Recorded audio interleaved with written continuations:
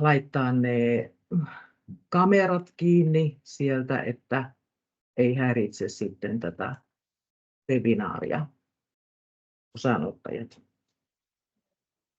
Eli voidaan aloittaa sitten esitys.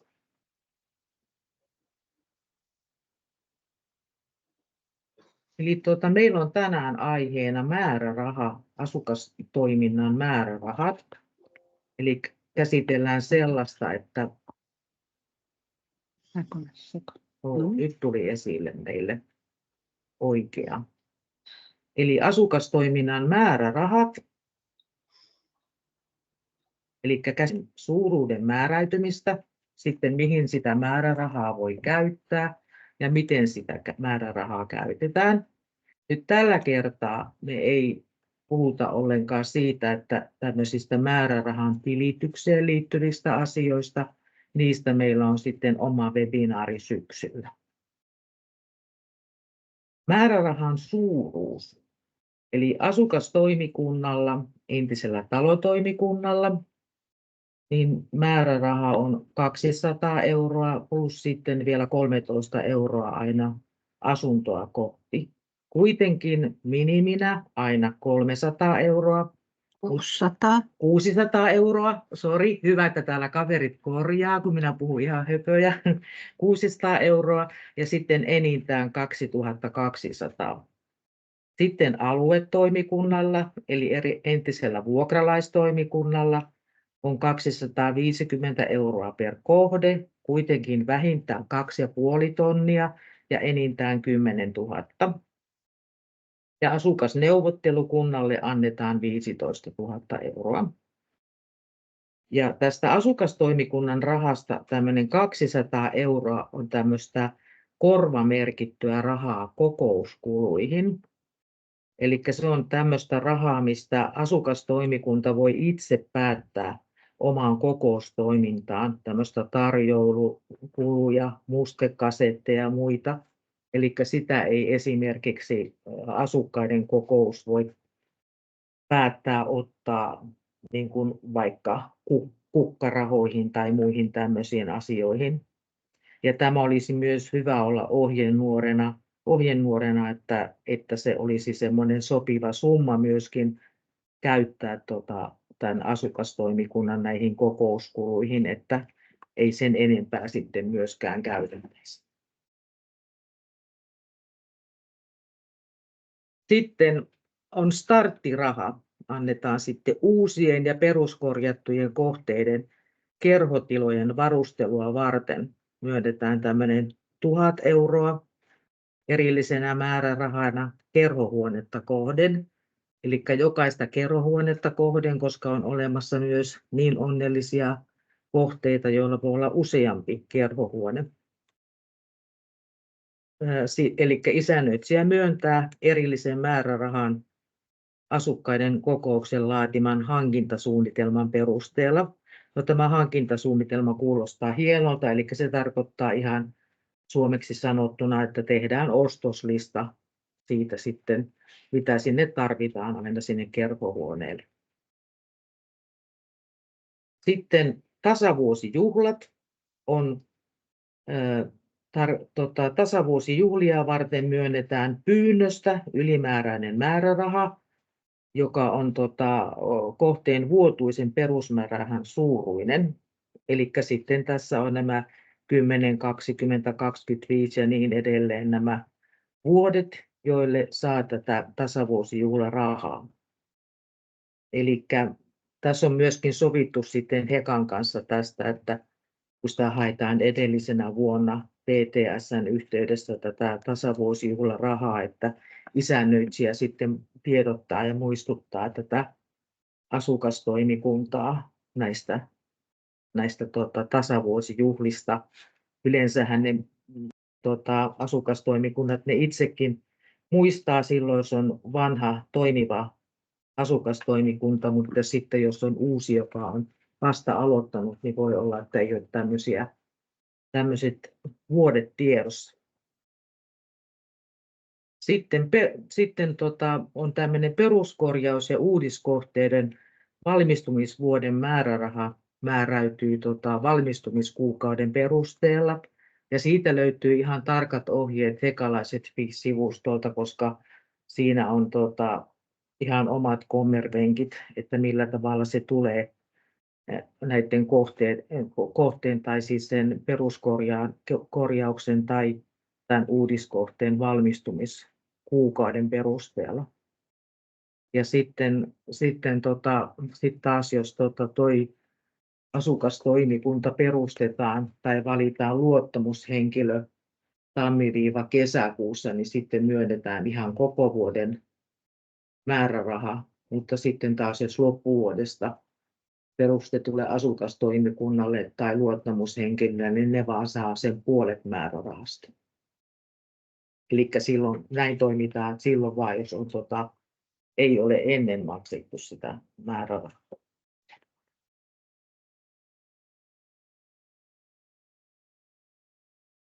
Sitten, mihin määrärahaa voi käyttää? Niitähän on aika paljon asioita. Missäs mulla on? Eli se aloitetaan ihan siitä, että asukastoimikunta ensiksi valmistelee syksyllä asukkaiden kokoukselle tämmöisen esityksen seuraavan vuoden määrärahan käytöstä. Ja sitten asukkaiden kokous päättää siitä seuraavan vuoden kalenterimäärärahan käytöstä osallistavan budjetoinnin periaatteita noudattaen. Ja asukkaiden kokous voi myös valtuuttaa seuraavan vuoden asukastoimikunnan itse päättämään tästä asiasta. Ja tässä voi vähän niin kuin ajatella semmoista vähän pelata tilanteen mukaan. Eli jos on tämmöinen pieni kohde, jossa asukkaiden kokouksessa ei ole paljon muita paikalla kuin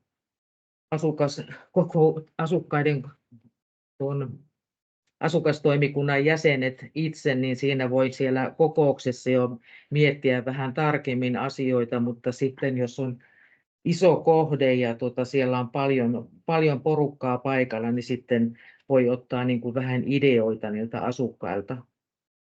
Ja sitten tämä asukastoimikunta voi sitten myöhemmin päättää tarkemmin sen rahan käytöstä. Sitten tämä aluetoimikunta ja asukasneuvottelukunta päättävät itse sitten vuosittain tämän oman määrärahansa käytöstä. Ja siitä sitten päätetään tämän asukasdemokratian mukaisessa järjestyksessä loppuvuodesta. Sitten mihin määrärahaa käytetään? Se on tarkoitettu käytettäväksi asukkaiden asumisviihtyvyyttä ja yhteisöllisyyttä parantavaan toimintaan sekä asukkaiden kouluttamiseen ja kokouskulujen kattamiseen. Tällä tavalla sanotaan meidän määrärahaohjeessa. Sitten on tosiaan erilaisia asioita, mihin sitä voi käyttää. Onneksi aika paljonkin. Ja on olemassa esimerkiksi talkoot, kaikki pihajuhlat, on joulujuhlia, retkiä ja muita yhteisiä tapahtumia. Mutta tosissaan muista aina sopii isännöitsijän kanssa yksityiskohdista ennen kuin lähdette esimerkiksi tilaamaan tai järjestämään jotain isompaa tapahtumaa, ettei niin kuin isännöitsijälle yhtäkkiä tule joku lasku yllätyksenä, kun on tilattu jotain ulkopuolisia toimijoita tai tavaroita. Toi on sitten myös tärkeää, että jos on esimerkiksi iso kohde ja siellä järjestetään joku vaikkapa retki ja sinne ei ole mahdollisuus kaikilla päästä ja sinne olisi tulossa enemmän porukkaa kuin mitä on mahdollisuus maksaa, niin siinä täytyy olla tasavertainen mahdollisuus sitten kaikilla päästä, jotka haluaa, ja sehän on juuri ehkäpä tuo arpominen se mahdollisuus sitten, miten niin se katsotaan, se tasavertainen mukaan pääsy. Et sinne ei voi niin kuin esimerkiksi asukastoimikunnan jäsenet perheineen lähteä. Sitten mihin määrärahaa voi käyttää edelleen, sitä käsitellään. Eli tässä on tämmöinen, mistä me asukkaat ja asukkaiden edustajat ja Heka ollaan eri mieltä. Eli tapahtumiin tulevilla taiteilijoilla ja muilla yrittäjillä pitää olla Y-tunnus ja heidän pitää olla ennakkoperintärekisterissä, eli ei kevyt yrittäjä ole mahdollinen. Eli tästä nyt on käyty kädenvääntöä, ja koska me asukkaiden edustajat haluttaisiin, että myös nämä tämmöiset kevyt yrittäjät, heillä olisi myös mahdollisuus osallistua. Saanko minä, Pirjo, keskeyttää? Minä laitoin sulle tänään viestiä Raija Anjalalta tähän asiaan liittyen. Hän on sitä selvitellyt nyt siellä, ja kuitenkin tätä kevytyrittäjää, näitä laskutusmahdollisuuksia voi ilman muuta käyttää, mutta kuitenkin sielläkin on edellytyksenä se, että sillä täytyy olla se Y-tunnustaa ja kuulua sinne ennakkoperintärekisteriin, vaikka sitäkin käyttäisi. Tämmöisen vastauksen sain. Joo, mutta kyllä, mutta tavallaan se ei sitten niin kuin oikeastaan helpota sitä tilannetta ollenkaan, jos Totta. Kyllä, tästä keskusteltiin, että se ei helpota tilannetta kyllä, mutta että se ei ole semmoinen kevyt yrittäjyys sitten, mitä me niin kuin haluttaisiin. Joo. Sitten tuossa on toi hybridikokoukset, niin tosissaan vaan sinne kokouspaikalle voi tilata niitä tarjoiluja. Toihan oli silloin enemmän niin kuin silloin korona-aikaan näitä järjestettiin. Sitten on nämä ulkopuolisten järjestämät koulutukset ja seminaarit, eli niihin voi myös osallistua. Enitenhän meillä nyt on ollut tuo Asukasliiton seminaari ja vuokralaispäivät, mihin on osallistuttu. Sitten on kerhotilojen käytettävyyden parantamiseen ja sitten pihojen viihtyvyyden parantamiseen. Ja tässähän on vähän niin kuin just lähtökohtana se, että Heka hankkii ja uusia huoltaa kerhotiloja ja pihojen tämmöiset suuremmat ja kalliimmat kalusteet ja varusteet ja laitteet vuosittaisen budjetin puitteissa, eli PTS:n puitteissa, eli huonekalut, pihakalusteet ja tällaiset asiat. Ja sitten tämmöiset pienemmät, esimerkiksi kerhotilan jotkut kahvinkeittimet, mikrot, lapsille pelejä ja tämmöisiä kaikkia, niin niitä ostetaan sitten sillä määrärahalla. Ja sitten loppuvuodesta voi tietysti katsoa myöskin sitä, että jos tähän PTS:ään ei ole esimerkiksi saatu niitä vaikkapa huonekaluja, mitä sinne on haluttu, niin niitähän voi sitten ostaa sillä määrärahalla myös, jos sitä määrärahaa on jäljellä.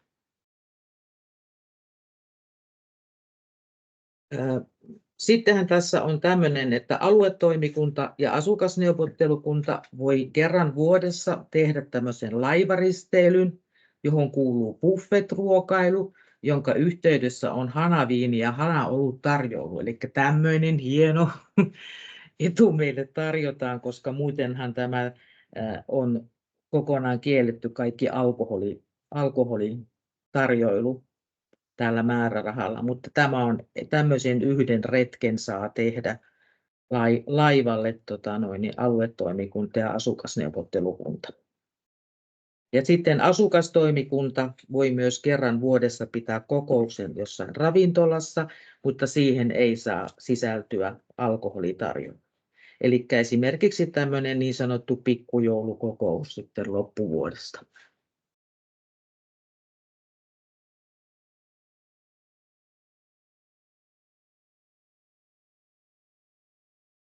Sitten tästä myös, että jos piha-alueelle hankitaan tällaisia viljelylaatikoita tai muita tämmöisiä isoja esineitä tai laitteita, niin niiden sijoittamisesta piha-alueelle ennen hankinnan tekemistä ne pitää sopia Hekan kanssa, ettei vain itse ruveta sinne niitä laittamaan.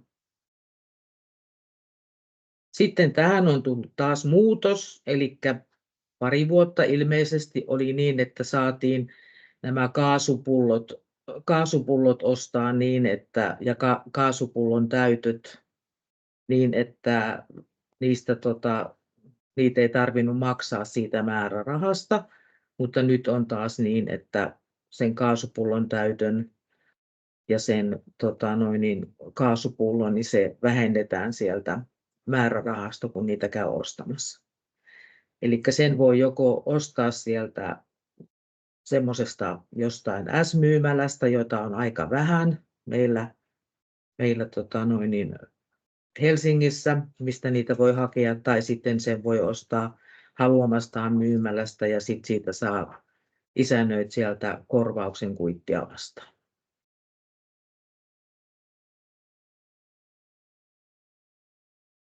Sitten nämä kuntoilu- ja jumppavälineet.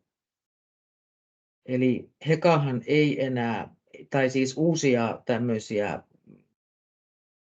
kuntotiloja ei enää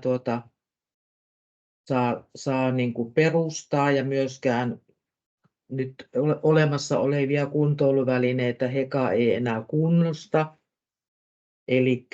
Mutta siis tämmöisiä kuntoilu- ja jumppavälineitä, jotka eivät edellytä mitään huoltoa ja korjausta, niin niitä voi ostaa määrärahalla. Mutta mitään, mitä ei sillä määrärahalla voi ostaa, eli siis käytännössä jostain Prismasta, niin niitä ei Heka erikseen maksa eikä tilaa. Eli vain sellaista, mitä löytyy tuolta Prisman ja S-ryhmän valikoimista, niin voi ostaa. Sitten tuossa voi ostaa myöskin tuon määrärahalla, voi hankkia tuommoisen jonkun läppärin, tabletin, ja sitten esimerkiksi asukastoimikunnan sihteerin käyttöön, tai sitten sen voi esimerkiksi vaihtoehtoisesti hankkia isännöitsijän kautta Hekan kilpailuttaman hankintasopimuksen puitteissa.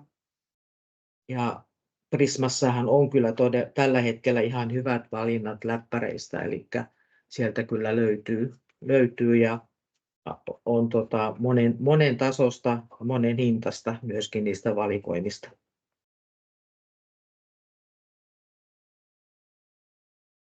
Sitten on myös pitkä lista siitä, että mitä määrärahalla ei saa hankkia.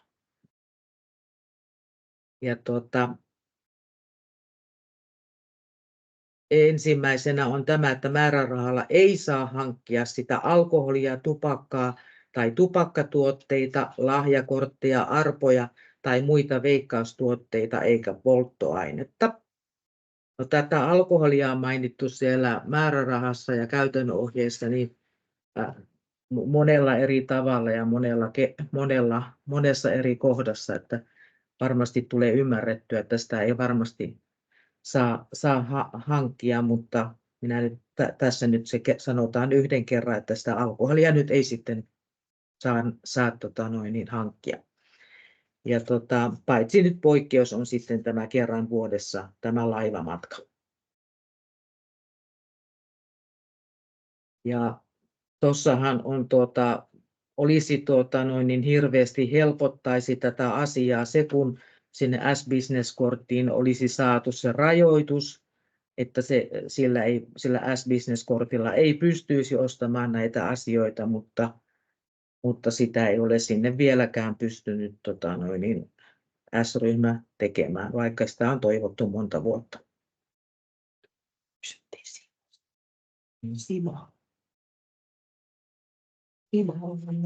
Simasta on kuulemma kysytty ja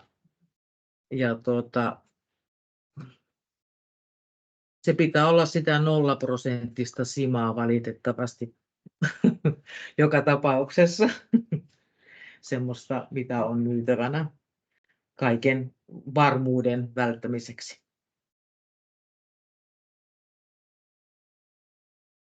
Sitten mitä määrärahalla ei saa hankkia. Ulkomaanmatka.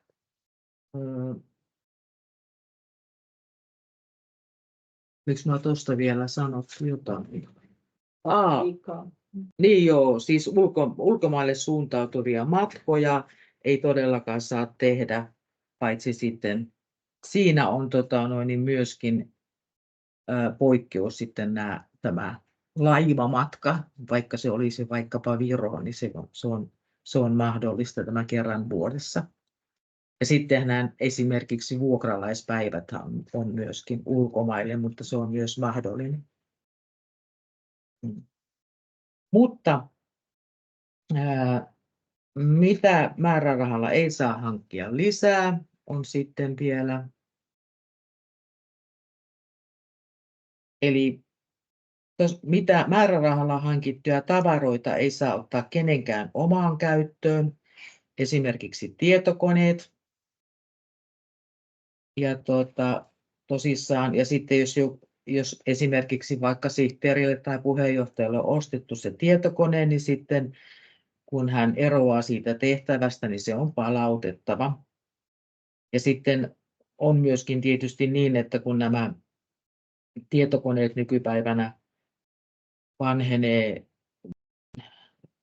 niin kuin mallit, ohjelmat jo nopeastikin, niin sitten niin niistä täytyy vaan sitten tehdä ne semmoiset päätökset siitä, että jos ne poistetaan ja lahjoitetaan sitten jonnekin, jos ne on monituista vuotta vanhoja. Sitten on tämmöinen erikoinen juttu siellä aina kaikkien määräysten joukossa, että määrärahalla ei saa hankkia trampoliinia. Eli ilmeisesti siinä on tämmöinen turvallisuusnäkökohta. Ja sitten määrärahaa ei saa käyttää siis tämmöiseen matkapuhelin tai muiden vastaavien kulujen maksamiseen. Ja sitten tätä ei saa hankkia puhelinta tai prepaid-liittymää. Eli tämä on semmoinen, josta vieläkin on epäselvyyttä. Niitä edelleen luullaan, että tämmöisiä voisi näitä prepaid-liittymiä hankkia, mutta se ei ole mahdollista. Ja sitten näille asukkaille, yhteistyökumppaneille tai Hekan henkilökunnalle ei voi ostaa mitään lahjoja.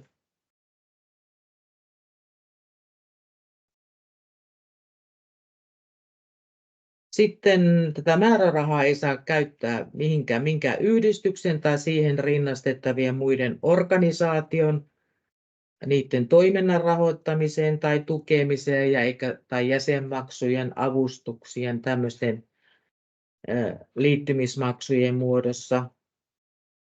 Ja sitten, mutta siis tämmöisten järjestöjen maksullisiin koulutuksiin ja seminaareihin voi osallistua. Eli ne on niin kuin siitä niin kuin pois sitten tästä kiellosta.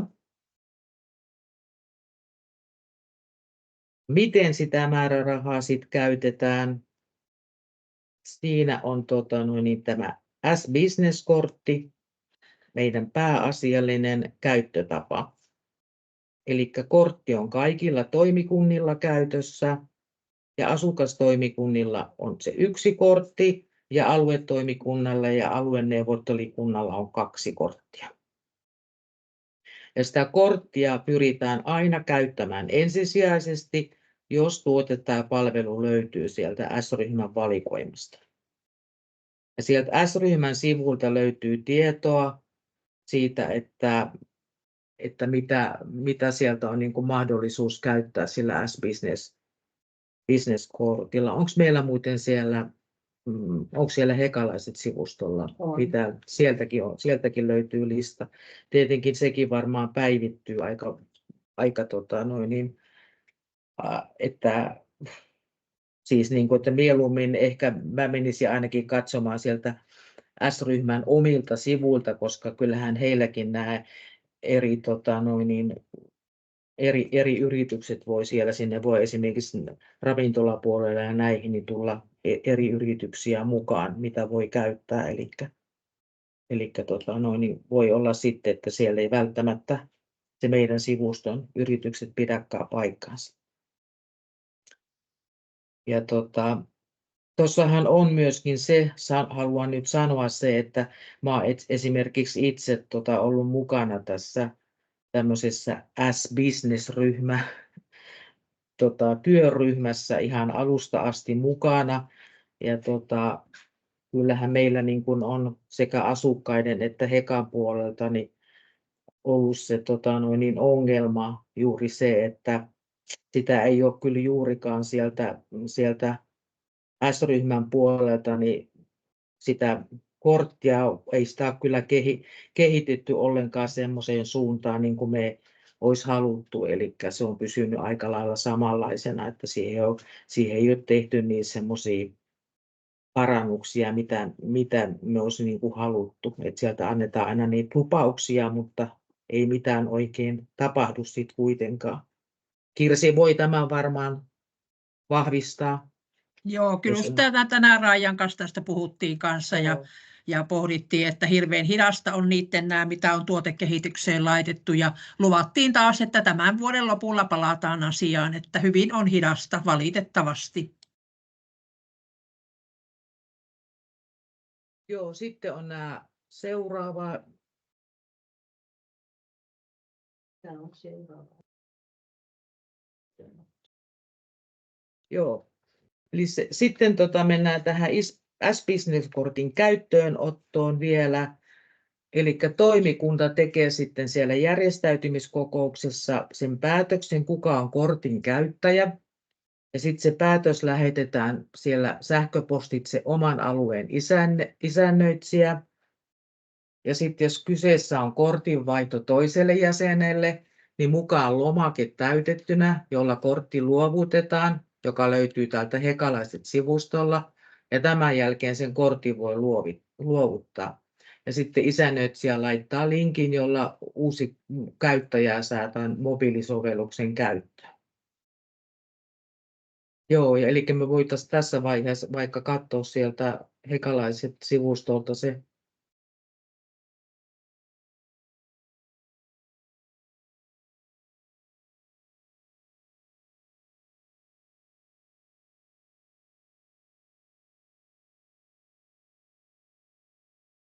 Eli tästä mennään tuonne asukastoimintaan. Ja S-Business-korttiin.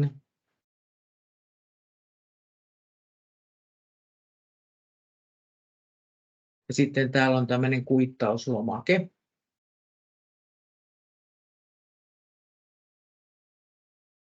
Eli tällainen täytetään ja lähetetään sinne isännöitsijälle sitten, kun on tehty kokouksessa päätös.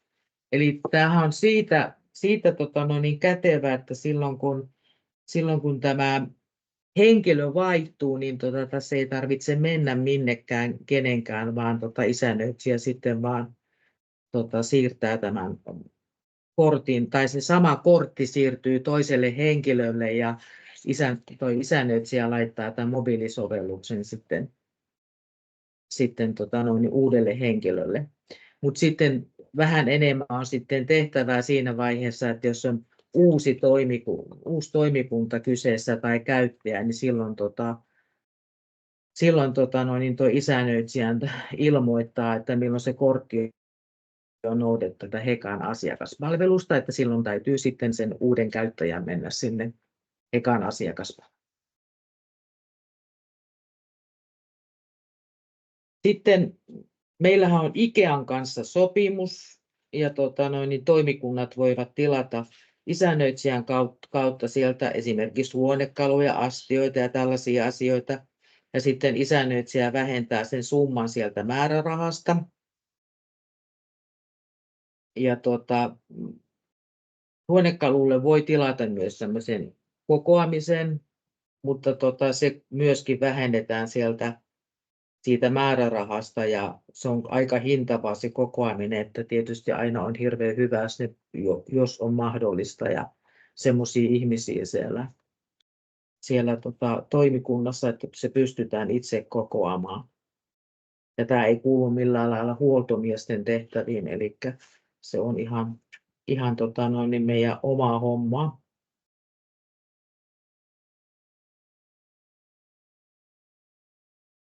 Sitten on kukkatoimittajia, eli määrärahalla voi ostaa näitä kausikasveja, S-Business-kortilla Prismoista tai sitten isännöitsijän antamaa maksusitoumusta vastaan näistä sopimuskumppaneiden kautta.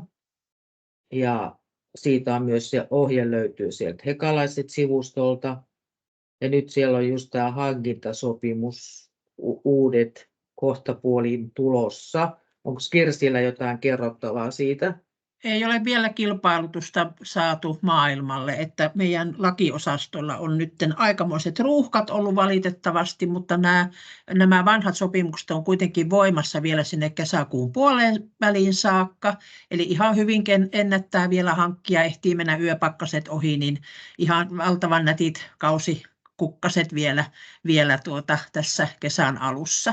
Me tiedotetaan heti asiasta, kun kuullaan enemmän. Selvä.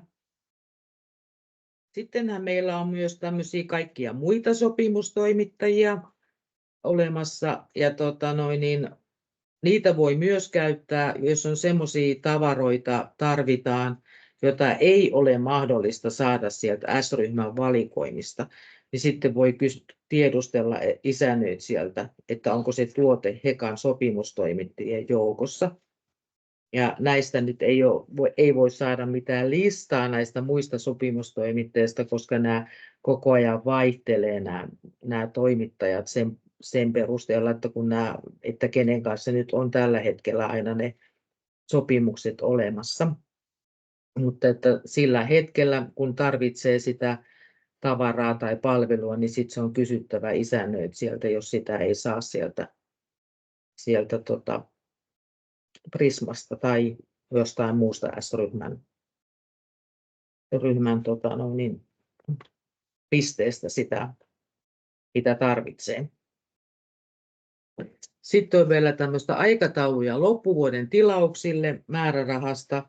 Nythän oli sillä tavalla, että viime vuoden lopussa oli paljon tämmöistä sähläystä, kun kaikki halusi tuhlata näitä rahojaan ihan juuri loppuvuodesta ja varsinkin Ikeasta kaikki olisi halunnut sitten niitä tilauksia tehdä ihan viime hetkellä ja se ei ollut sitten enää mahdollista, koska ne laskut ei olisi sitten enää kerennyt, mutta nyt on sitten sovittu niin, että ne pitää olla isännöitsijällä viimeistään marraskuun lopussa sitten ne tilaukset, eli sitten se on aina mahdollista Ikean ja muiden sopimustoimittajien tilaukset.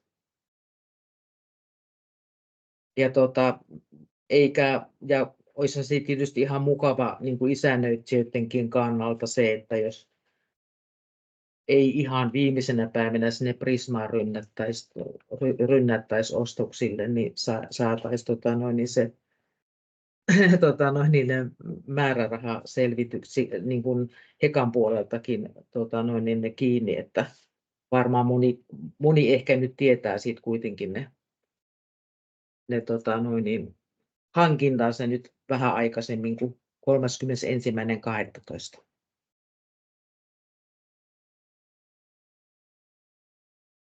Tässä oli niin kuin mun nämä asiat.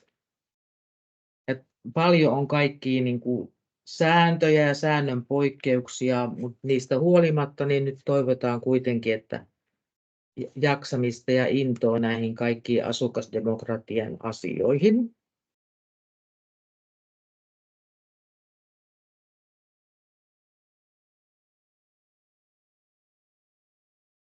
Niin, Tiina tuosta sivusta mulle vielä sanoi, että jos jotain hankintoja tehdään, niin muistattehan sitten, että niistä täytyy olla myöskin päätökset aina pöytäkirjoista, kun niistä tehdään se hankinta, että jos nyt päätätte jotain hankkia, niin aina sinne pöytäkirjaan myös päätös. Mutta näillä sanoilla sitten vaan kiitos osallistumisesta ja hyvää kesää ja tavataan sitten syksyn seminaarin merkeissä. Kiitos.